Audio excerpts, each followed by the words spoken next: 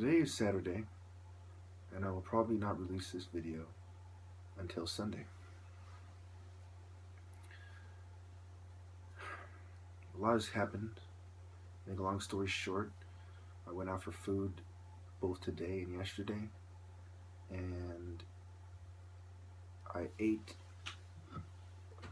Vietnamese food that my parents brought me that seemed to be slightly drugged. And I ate the Vietnamese food a little bit earlier today, and I had my heart broken by a very lovely female.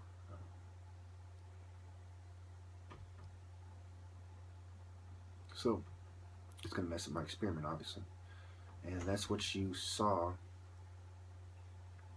with the videos I've made recently, where I did edited videos about the San Jose community. Also, I had my Facebook account suspended by Mexican Americans in the San Jose community. Now, I'm not a racist, In fact, the two women who's broken my heart the worst in life, one was Hispanic from the San Jose Mexican American community. The other was a Greek, obviously European. But the way Jesus did, I felt was appropriate to call out people as groups, to show them their error as groups. I treat people as groups and individuals. If you're part of the LGBT movement, I address you as a group. If you're a feminist, mainstream feminist, I address you as a group. Secret societies, and so on. Because obviously, the vast majority of these people I don't know personally. But I do know that their lifestyle is detestable, to say the least.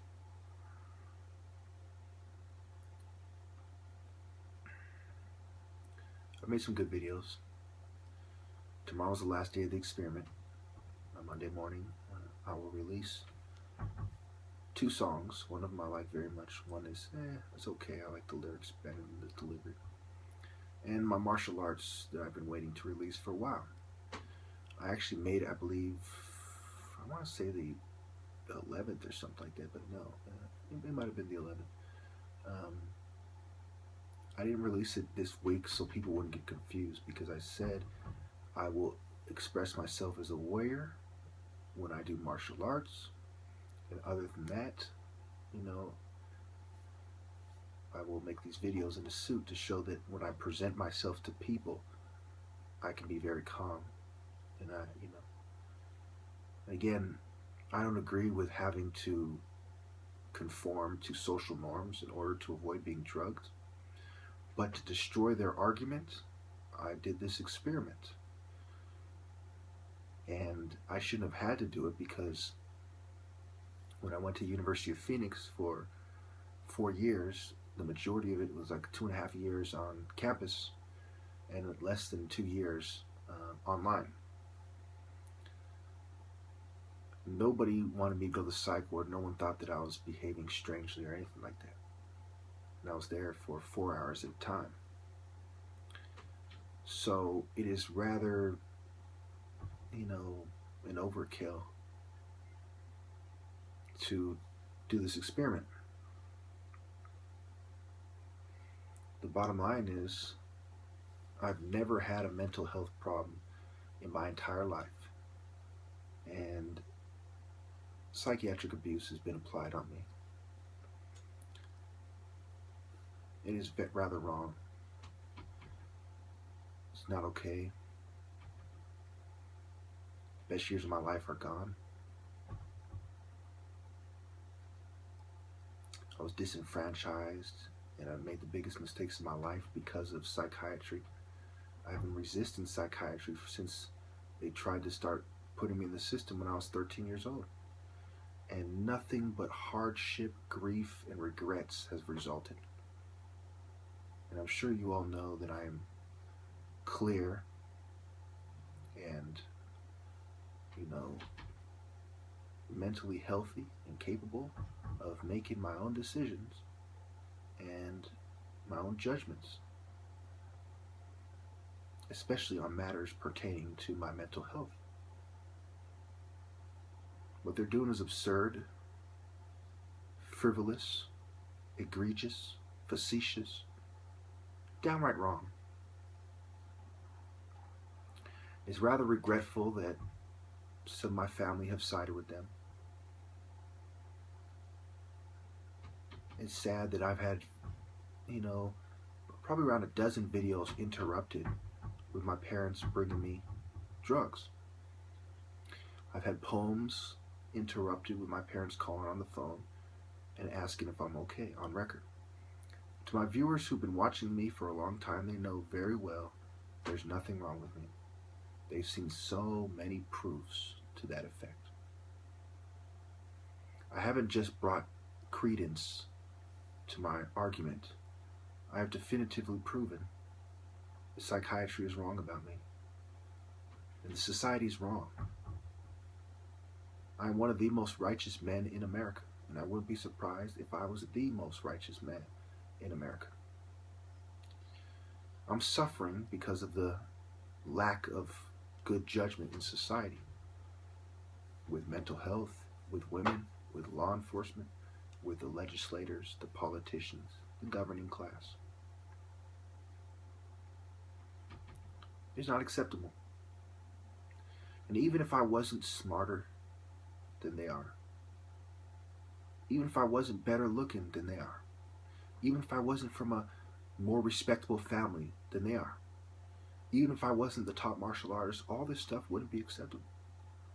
But I knew it was so important for me to tell this story because I am all of the above. All cockiness aside, I'd call it how I see it. I'm not perfect, but I am a whole lot better than they are. And for them to do this to me makes it that much worse. For example, if you spilled water on a $15 t-shirt,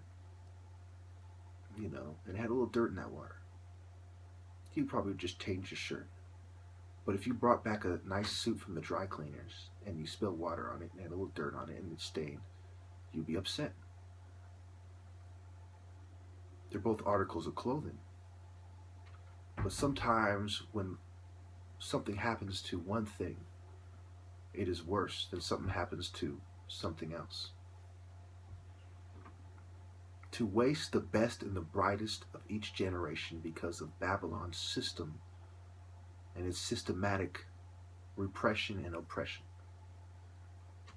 is worse than wasting the average person of every generation. Okay? An average person from a generation. But it is all extremely disgraceful. All human life is precious. But those who have the most to offer to society are, it's more important to make sure that they are not mistreated, that they have a fair shake, that they're able to contribute to society.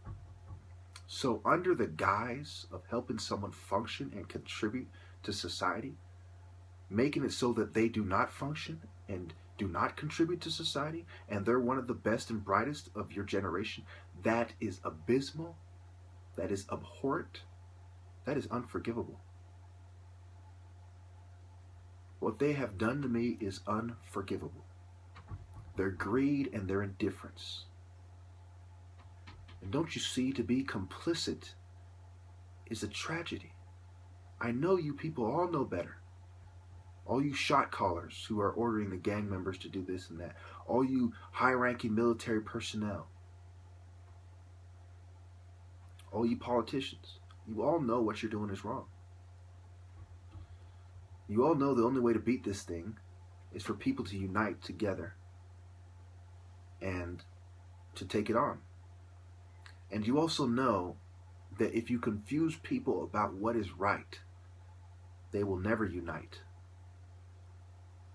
And when you take certain groups, certain mainstream philosophies, and you attach them to the New World Order agenda, you have made it nearly impossible for us to unite. Why would a man of God unite with an atheist who is helping the New World Order? It's not going to happen because he's already on his side. War is about philosophies, the way you think.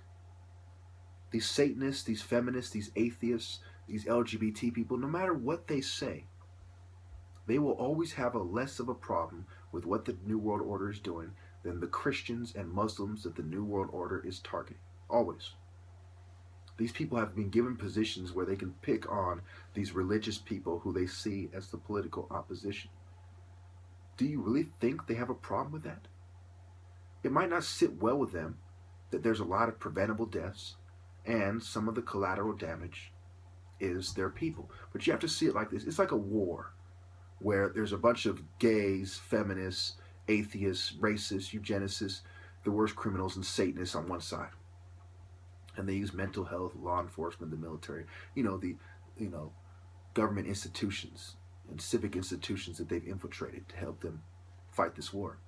And on the other side is Christians and Muslims. Okay, so all these secular humanists and agnostics, they're on this side. Now, some of them pretend to be with the people who are Christians and Muslims, the vast majority of monotheistic people, people with a monotheistic faith. Okay, they pretend. But ultimately, this group, this side is going to declare war on this side. And there's a lot of people on this side who, there's a lot of people who live with the people on this side who are suffering as well. But ultimately, they're still with this side. They're like a CIA agent or something that's behind enemy lines. A gay who lives in the ghetto, right? He might be exposed to the water in Flint, or, he might suffer from things and have family members that are Christians who are suffering and what have you. But ultimately, he's still on this side of the battlefield ideologically. He's not crying that Christians and Muslims aren't in control. He hasn't shed a single tear. He's glad that a bunch of pagan Freemasons and Talmudic Jews and oppressors who see things the way he does are in control. He's glad that his philosophies are on the rise. That's part of how you know who's on which side. Atheism is on the rise. So obviously they're with the oppressor. The homosexuality is on the rise. Obviously they're with the oppressor. Christianity and Islam are under massive attack, and as a result, arguably are on the decline, especially their pure form. And what's replacing them is a more moderate form, a more New World Order, LGBT, feminist, friendly form of it. So come on, this is not brain surgery here. This is not software engineering. This is not rocket science. This is not being the top martial artist. This is common fucking sense. Okay? I know, because I have a brain surgeon in my family. I have a rocket scientist in my family. I'm a software engineer. I'm a top martial artist. I know the difference. Do you? This is very straightforward. This is not the hardest thing I've ever figured out in my life. That is the war. And I assure you that any gays and atheists that they injure in the process is simply collateral damage. Until they get right with God and get on the righteous side, they will always be on the wrong side. Now, when they tip the scale and the majority of people have a New World Order philosophy, that doesn't change the fact that it is the oppressor, and in that case, it will be the oppressor and the majority of people oppressing a minority of people who are right, who are with the people. Okay, so basically, to make a long story short, even if the oppressor assimilates everybody but one person, all it means is the oppressor has assimilated everybody but one person, and the people's side of the war was defeated. They cannot then turn around and say, hey, most people see it like us. We are the people now. No, you are the oppressor. And there's one person who's oppressed. Therefore, there is no the people anymore. The people were defeated. There's just the oppressor and his huge army of minions and conformists, and one righteous man who has the heart to resist.